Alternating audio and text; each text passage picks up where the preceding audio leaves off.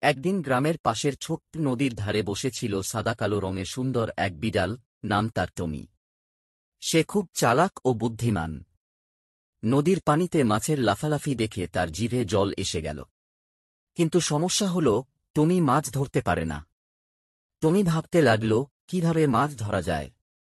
সে প্রথমে নিজের ছোট্ট পাঞ্জা পানিতে ডুবিয়ে চেষ্টা করল, কিন্তু মাছেরা তড়িঘড়ি পালিয়ে গেল। তখন সে একটা বুদ্ধি বের করল। নদীর ধারে শুকনো পাতাগুলো জড়ো করে এক জায়গায় রাখল, তারপর চুপচাপ লুকিয়ে রইল। কিছুক্ষণ পর কয়েকটা ছোট মাছ এসে পাতাগুলোর নিচে লুকানোর চেষ্টা করল। এই সুযোগে টমি দ্রুত লাফিয়ে পড়ল এবং একটাকে ধরে ফেলল। টমি আনন্দে লেজ নাড়তে নাড়তে নদীর পাড়ে বসল আর স্বাদ নিয়ে মাছ খেতে লাগল। এরপর থেকে সে প্রায়ই একই কৌশলে মাছ ধরত আর গ্রামের অন্য বিড়ালদের সামনে বাহাদুরি দেখাত। আর এভাবেই বিড়াল বাবু টমি হয়ে উঠল গ্রামের সেরা মাছ শিকারী।